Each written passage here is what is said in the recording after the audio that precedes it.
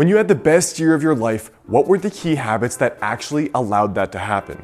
Now, in today's video, I want to tell you a little bit about a couple key daily habits I started doing in the last year or two that led to me having my best year ever.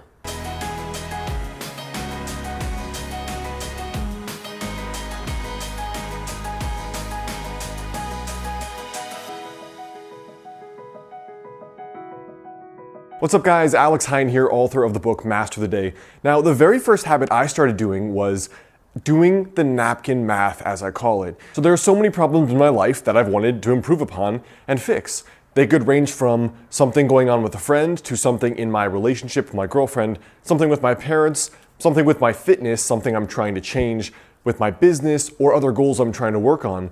And most of the time when I get frustrated, like something's not working in my relationship or something's not working in the gym, then I just get emotional. I just get frustrated, I get pissed off, my sleep gets messed up, and I just get moody. And the thing I started doing whenever I encountered this kind of conundrum was that I would take out a page in a journal and it would be my playbook. I would set a timer for 30 minutes, and in those 30 minutes, I would just start jotting down problem solution scenarios. So if the problem was, I can't lose body fat in this region, I would write down 5 or 10 ideas for how I could do that. Maybe I have to eat differently. Maybe I have to eat certain foods here and certain foods there. Maybe there's something I've got to do with my workout strategy. And I would cross-apply this to my relationship, to my business, to my schooling, and to everything. Rather than getting frustrated and emotional, take 30 minutes to do the napkin math and problem solve. So the second habit I started doing was this idea of improving the way I actually judge other people. So just like every other human, when there are certain other people around me that maybe I don't agree with their life or what they've done, I can become judgmental. And that's one of my most annoying negative flaws about myself. And I personally view that as one of my most consistent flaws.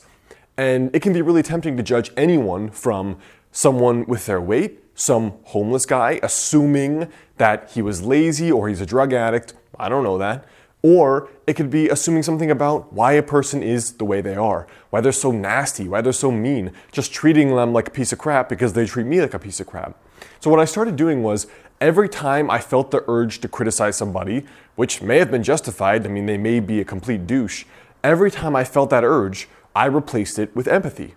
So I replaced judgment with empathy, and I made up a reason why I should feel empathetic towards that person. So if it was the homeless person, I'm in Portland, Oregon, where there are tons of homeless, and there are also tons of drug addicts and mentally ill all over. And I fought the tendency to think, okay, maybe they're all just drug addicts. Like, he's a dope head. Why should I feel sympathy for him? And maybe that his wife left him, maybe his kid died of cancer or from some disease. Maybe he lost everything and he just couldn't get his stuff together, and being homeless is just how he's coping. Or maybe it's a fitness trainer or some kind of nutritional coach who's over 300 pounds. And I'm like, that seems like a bit of a mismatch. Well, maybe actually she has a medical condition, or there's some past trauma in her life, and that's the reason why she's having a hard time getting over it. And maybe that's how her clientele are gonna actually relate to her. And she has a specific clientele that are in a similar position because they know that she gets them. And every time I try to judge somebody now, when that internal desire comes up, I try to replace it with empathy. Now, the third habit was that I started carrying a little pocket journal to help me figure out all the stuff that's in my head. So I've always been a regular keeper of journals for any major goal I'm going after that takes greater than a year.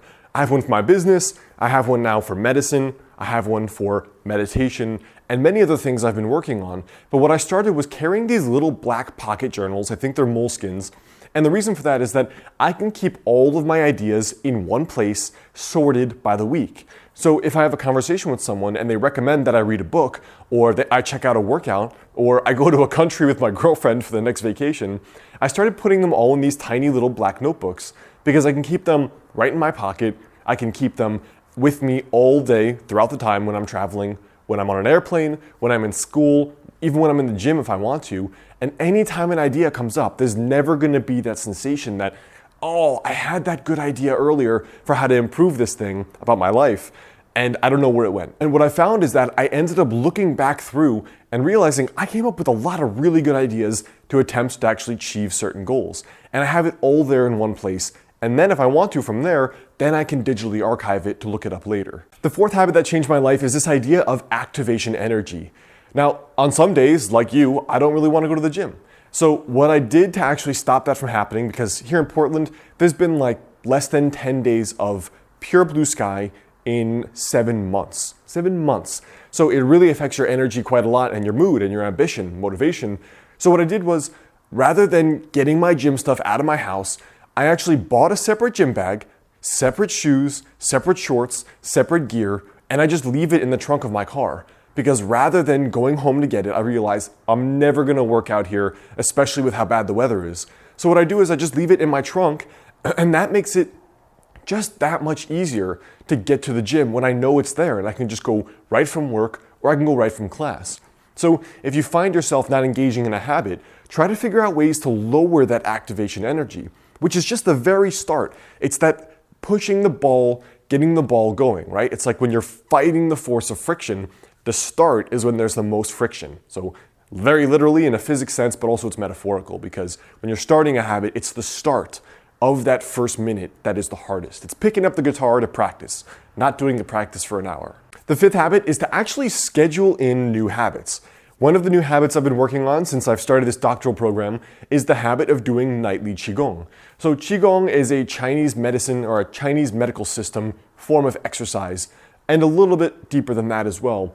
But the thing is, many of the greatest physicians in Chinese medicine history spoke of the importance of having a nightly or daily practice.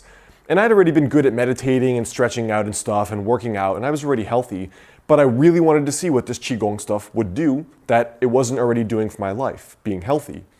And so I had a hard time doing it every single day because I'm a big believer in following workout benchmarks. Like, if you do something 10 minutes a day, you'll see benefit, but if you work out 30 or 40 minutes a day, you're gonna get really, really fit. And so I apply that metric to Qigong or to meditation. What I ended up doing was, rather than trusting that I would do it or willing my way to do it at 10:30 every night, I actually put it on my calendar. And seeing as I live in my calendar, the fact that I had Qigong there with a reminder meant that I had a reminder and I had to trigger a cue to actually ensure I did this new habit until it became automatic. The sixth habit here that I learned is that human accountability beats any other kind of accountability. I've tried journals, I've tried writing down things, I've tried emailing myself things, email reminders, phone reminders, but I've had a weekly mastermind for 4 years straight. And on the mastermind, we get on and we say, what were your goals for the week? Are they aligned with your goals for the year? And did you do the daily habits you said you would to get to that goal?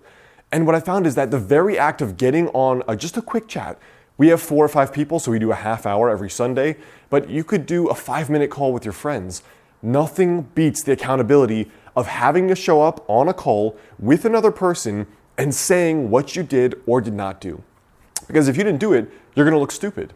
And sometimes if it's Saturday and you've got the call Sunday, you're gonna do it on Saturday so you have something to share on Sunday. Now the very 7th habit here is related to motivation. So one of the big things for me has been wanting to quit on all my goals, just like you. I've wanted to quit on almost every goal. Like sometimes you're in a relationship and you want to quit. Sometimes you're getting fit and you want to quit. Sometimes it's every day. Maybe you want to get a new job or start a business. And for years you want to quit because it's so difficult. Well, how do you actually keep going when you want to quit? One of the things I started doing was I would play this mental game with myself where I would say, okay, Alex, you're in this job now, you're trying to build a business on the side, or you're trying to get fit. If you, 1 year from now, are not any closer to where you want to be, you have full permission to just give up and quit. And so I would play this game with myself where I said, 1 more year, okay? 1 year, it's a long time. But if you're not making any progress a year from now, you can just quit and just go back to whatever you're doing. And inevitably, I would have that narrative, all right, God, just a year and then I can just give up forever. And what would happen, of course, was that I got further in the book. I looked a little bit fitter, even if it was like 0.5%. I improved my relationship a little bit, or I actually got to take a trip to a different country.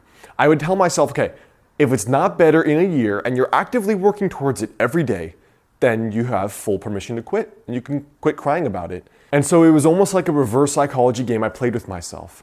Because in the long run, a year is nothing, even though in the short run, it feels like quite a lot. So I hope that helps, guys. Those are 7 habits I recently started trying out that made a massive difference in my life, both in my fitness life as well as all the other holistic aspects of my life. Now, before you go, I want you to leave a comment there below. Let me know for you, what is a habit that you started doing in the last year that made a big difference in your life? Tell me there below. What's up, muchachos? All right, guys, I hope you liked that video. Now, there are a couple ways to stay in touch with me. The very first thing is to click the monk dude right over yonder to subscribe to get the next video right when it's out. I also want you to come over to my site, modernhealthmonk.com, because I have a free guide for you there, which is 5 daily habits to help you lose your next 20 to 30 pounds. You'll also get a free email course. And then, of course, come on over here and you're gonna get my next video right when it's out. There's also a whole playlist of videos on cultivating habits and losing your next 20 pounds in a more holistic and a conscious way, all right? So I hope that helps. Click the monk, download the free guide for you, and then come watch my latest video, and I'll catch you in the next video.